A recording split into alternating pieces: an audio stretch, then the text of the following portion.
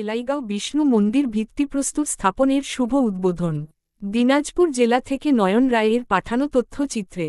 দিনাজপুরের বীরগঞ্জ উপজেলা ৮ নং ভোগনগর ইউনিয়নের শনিবার ২৫শে জানুয়ারি দুপুরে এলাইগাঁও বিষ্ণু মন্দির ভিত্তিপ্রস্তর স্থাপনের শুভ উদ্বোধন অনুষ্ঠিত হয়। অনুষ্ঠানে সভাপতিত্ব করেন শ্রী দিলীপ কুমার রায়।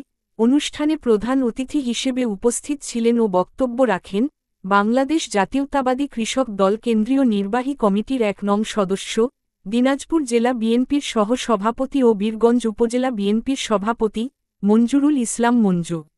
বক্তব্যে তিনি বলেন, এই মন্দির কেবল একটি স্থাপত্য নয়, এটি আমাদের আধ্যাত্মিকতার প্রতীক।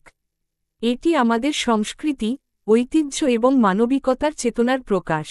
এই মন্দিরের প্রতিষ্ঠা আমাদের একত্রিত হওয়ার এক অনন্য সুযোগ দিয়েছে। আমি আশা করি এটি সবার জন্য শান্তি, সম্প্রীতি এবং আধ্যাত্মিকতার পথপ্রদর্শক হবে।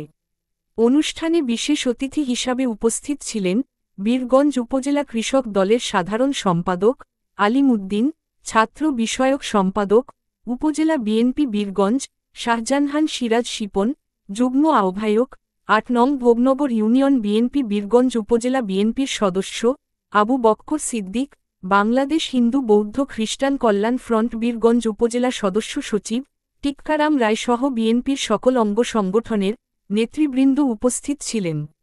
আয়োজনে বিষ্ণু মন্দির কমিটি এবং আমার মা খালা সমতুল্য বয়োজ্যেষ্ঠ যেসব মহিলা আছেন, আমাদের দাদা এবং আমার ছোট যারা আছেন, আমাদের একটা প্রোগ্রাম আছে আজকে ৭ নম্বর ইউনিয়নে। আমাদের এখানে যেতে হবে, ৩:30টায় আমাদের যাওয়া দরকার, জরুরি। এই জন্য কথা খুব সংক্ষিপ্ত আমাকে বলতে হবে।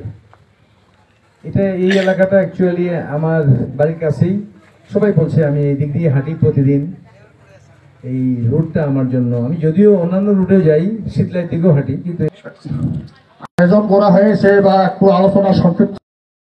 আগামী দিনে মঞ্জু ভাইয়ের লক্ষ্যে আমার শহীদ জিয়া অমর হোক, খালেদা জিয়া জিন্দা।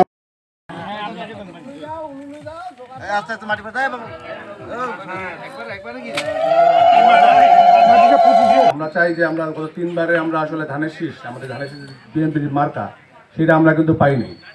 একবার বিনা ভোটের সরকার 14 সালে, একবার হচ্ছে আপনার ফজরের নামাজে, মানে ফজর নামাজ